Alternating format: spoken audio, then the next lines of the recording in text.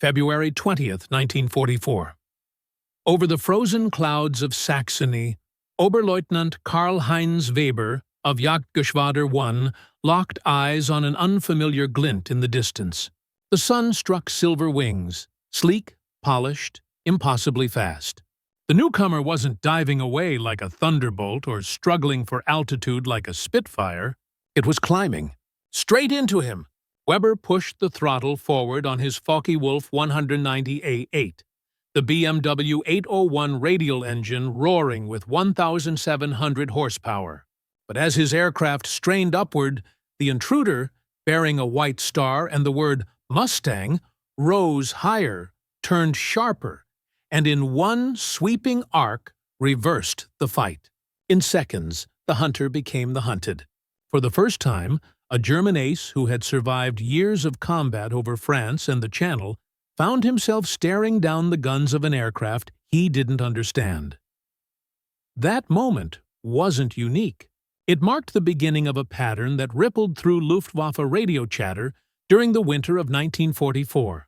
A new long-range fighter, silver, extremely agile, not a thunderbolt. What confused the Germans most wasn't just its range. It was its maneuverability, an American escort aircraft that could twist, roll, and climb like nothing they'd faced before. The Fw-190 had once been their pride, a machine that humbled the Spitfire MiG-5 and shredded B-17 formations with ease. But suddenly, the 1D-90's reign of dominance in European skies began to erode. Undone not by numbers or brute force, but by an airplane that seemed to rewrite the laws of energy and lift.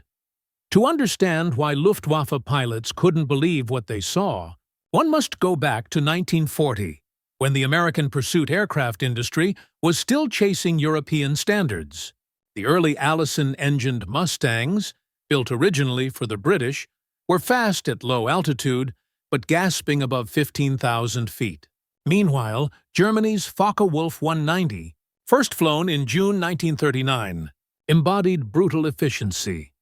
Rugged airframe, wide-track landing gear, and blistering roll rate of over 160 degrees per second at 250 mph. Powered by the BMW 801D2 radial engine with 1,730 horsepower, it could climb to 20,000 feet in under 7 minutes and reach 408.40 Todentweider at altitude. Its cockpit offered excellent visibility. Its armament, a mix of two 13mm MG 131s and four 20mm MG 151-20 cannons, could shred any Allied aircraft with a half-second burst. Pilots loved it because it forgave mistakes and delivered crushing firepower. In 1942, when the first P-51s entered RAF service, they were relegated to low-level reconnaissance and ground attack duties. Their Allison V-17-1039 engines lacked the high-altitude supercharging necessary to duel German interceptors. At 15,000 feet, the Fv-190A3 could climb nearly 1,000 feet per minute faster. At 25,000 feet, the Mustang's power curve collapsed. By all accounts, it wasn't even a contest.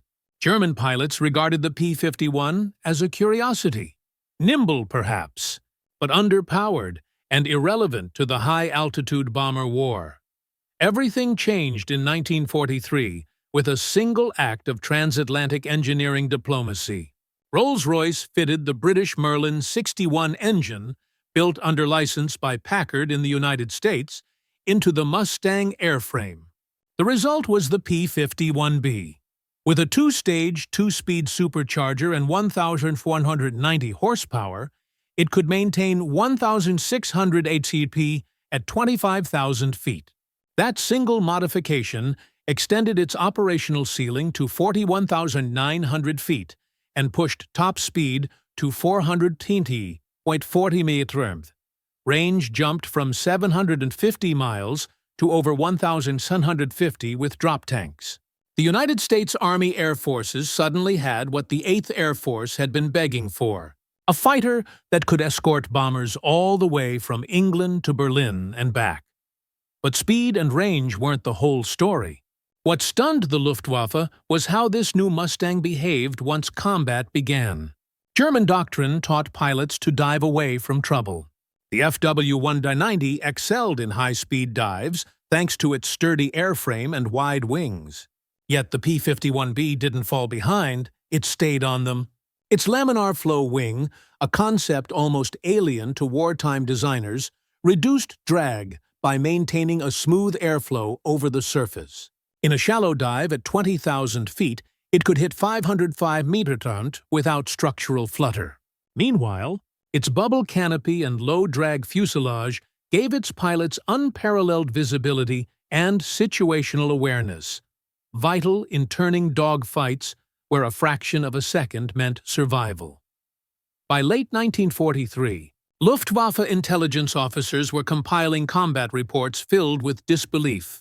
Enemy aircraft demonstrate superior sustained turn at medium altitude, one read. Impossible considering size and weight. But the physics told another story. The Mustang's wing loading was 39 lbs, say 13 pounds per square foot, slightly higher than the Fw-190A's 38, but its higher aspect ratio and energy retention meant that once in a turn, it bled speed slower. In combat, that meant the P-51 could stay in a sustained turning fight longer before stalling. Add to that its extraordinary roll coupling, thanks to hydraulically boosted ailerons, and American pilots found they could reverse direction quicker than their German counterparts, forcing Fw-190s into vertical scissor maneuvers that ended in disaster. Colonel Don Blakesley of the 4th Fighter Group once described it simply, "You could dive, climb, and turn on a 190's tail until he ran out of options." He wasn't exaggerating. In February 1944, during Operation Argument, the infamous Big Week, P-51s escorted over 3,500 heavy bombers in repeated raids on the German aircraft industry. Fw-190 units scrambled from bases like Verneuken, Fassberg, and Wunstorf to intercept. But the dynamic had reversed. Instead of being predator, the Focke-Wulfs found themselves pounced upon by agile escorts hundreds of miles deep over Germany. Loss rates skyrocketed. Between February and April 1944, Jagdgeschwader 26 alone lost 140 pilots, many veterans. From the German cockpit, the experience was surreal. The Fw-190's once advantageous roll rate meant little against Mustangs that could pull higher G-turns without compressibility issues. The radial engine that had saved so many lives in crash landings now became a liability at altitude. Its performance fell sharply above 20,000 feet. In contrast, the Merlin-powered Mustang thrived there, its supercharger maintaining manifold pressure where the BMW 801 gasped for air. Weber, the pilot from our opening scene, described the sensation later in a letter captured after the war. "It was as if the Americans had built a fighter that knew our every weakness." On the ground, the contrast extended beyond engineering to logistics. In 1944, American factories were producing over 15,000 aircraft per month. North American Aviation's plant in Inglewood, California, alone turned out one P-51 every 95 minutes. Germany, strangled by Allied bombing and fuel shortages, managed fewer than 3,000 Fw-190s in the same month. Each Mustang consumed about 1,850 man-hours to build. Each 190 took 200, often in dispersed factories under constant threat. The Allies had mastered the assembly line. Germany relied increasingly on forced labor and emergency decentralization. The Luftwaffe couldn't replace losses fast enough. Fuel told another story. The P-51 ran on high-octane 100-130 grade aviation gasoline.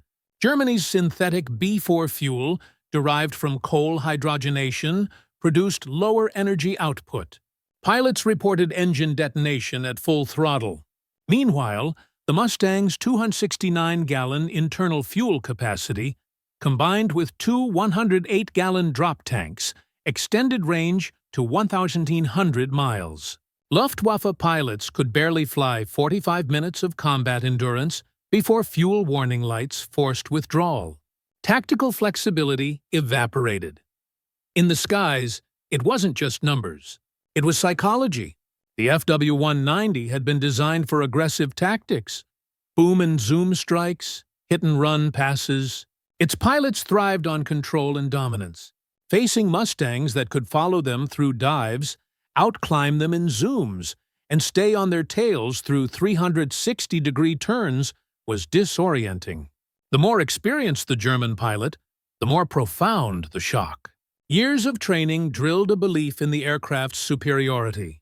That faith evaporated under the Mustang's guns.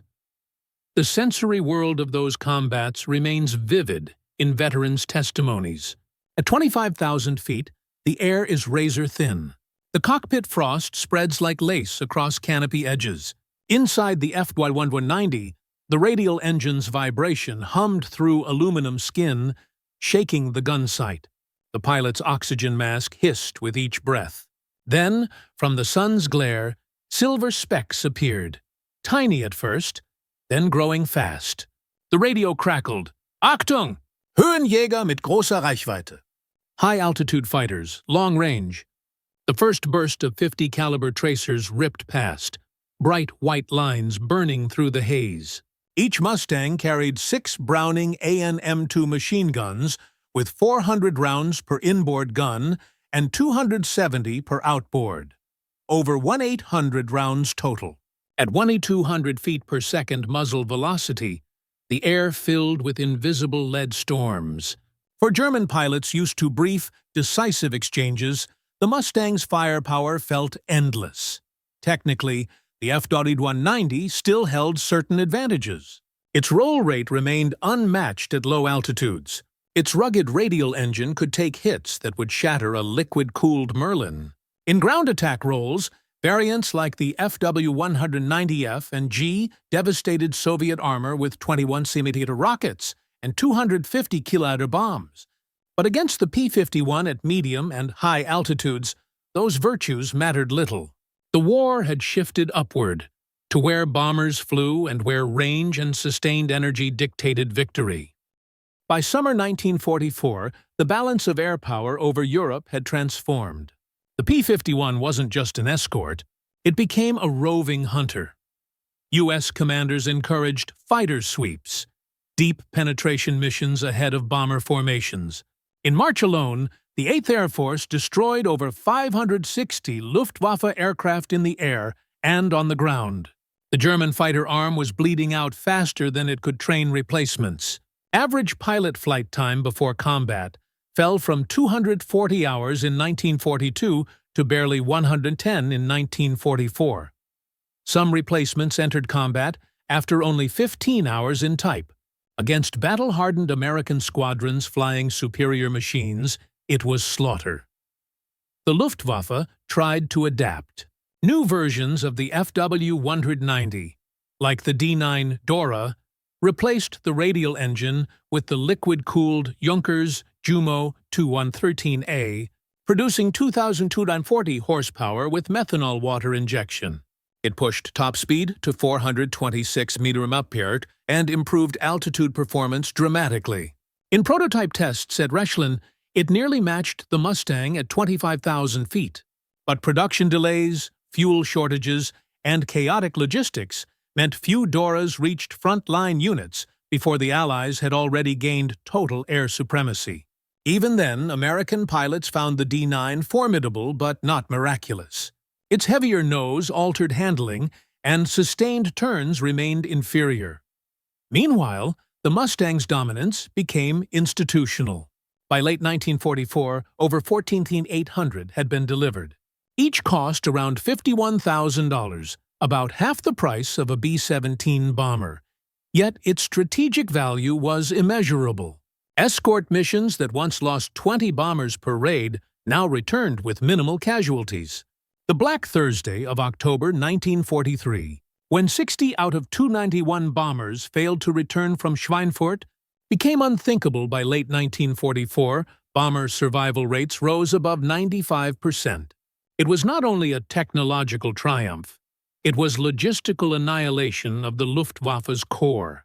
Still, within the ruins of German airfields, the mystique of the Fw-190 persisted. Pilots revered its toughness. One ace, Walter Nowotny, claimed over 250 kills in the type. Even Allied pilots respected its silhouette. Stubby, muscular, unmistakable. Yet the psychological edge had vanished.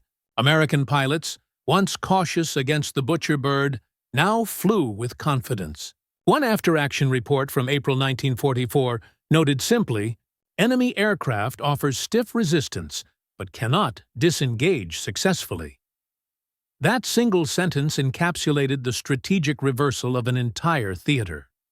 Inside the factories at Inglewood, women and men, most under 25, assembled Merlins and wings with precision measured in thousandths of an inch.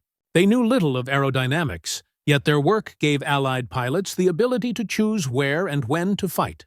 In the broader calculus of war, the P-51 wasn't merely a weapon, it was an economic statement. America's capacity to mass-produce excellence changed the geometry of combat. Germany's brilliant engineers built masterpieces in small numbers. America built competent perfection by the thousands.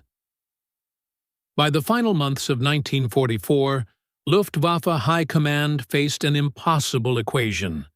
Too few pilots, too little fuel, too many enemies. The Me-262 jet offered a glimmer of hope, reaching speeds above 540 mph, but its engines failed after 25 flight hours, and its limited numbers, fewer than 1/400 built, couldn't alter the strategic picture.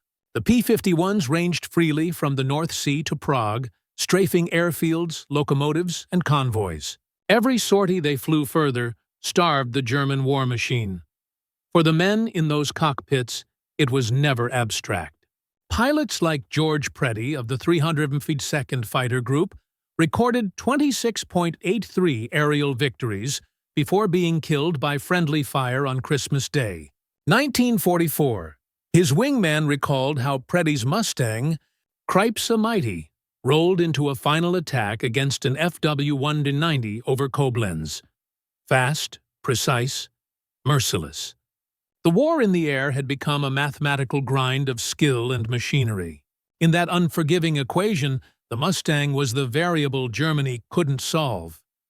When the war ended, Allied analysts examined captured Fw-190s alongside Mustangs in controlled tests. At the Wright Field Evaluation Center, test pilot Captain Eric Brown, who flew over 470 aircraft types during his career, concluded, "The Mustang was simply more efficient in every phase of flight. The 190 was powerful. The Mustang was balanced." The report noted the Mustang's control harmony at 300 millicentimeters, its ability to sustain a 5.3 G turn without excessive buffet, and its energy retention in zoom climbs. All parameters that determined survival in real combat. And yet, beyond numbers, what truly broke the Luftwaffe's faith was perception. For years, the 190 had symbolized technological superiority.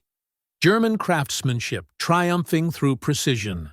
The arrival of an American aircraft that not only equaled but surpassed it in every measurable category felt inconceivable.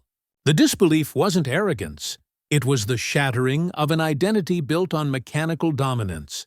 In the words of pilot Heinz Baer, who achieved 220 victories, "We were trained to think the enemy would never reach our level. Then the Mustang came, and we realized we were already behind." By May 1945, when the remnants of Jagdgeschwader 1 surrendered their surviving Fw-190s at Flensburg, many still bore the scars of hundreds of sorties, patched bullet holes, oil-streaked panels, and empty gun bays. Their pilots, exhausted and underfed, looked skyward at formations of Mustangs escorting British Lancasters on relief drops over the Netherlands. The same planes that once haunted them now symbolized peace. For them, the paradox was complete. The story of how the P-51 outmaneuvered the Fw-190 isn't merely about design or horsepower. It's about adaptability, the ability to transform an underdog into a dominant predator through engineering vision and industrial will. It proved that range, reliability, and balance could defeat brute strength and experience, and it showed, perhaps more than any other duel of the air war, that the side mastering both science and supply would ultimately master the sky. Because when the Fw-190 met the Mustang, it wasn't just two fighters colliding, it was two philosophies of war. One prized perfection built by genius, the other trusted evolution powered by millions. And in that collision, the Mustang didn't just outfly its enemy. It outlasted him, outproduced him, and in doing so, defined the very shape of victory.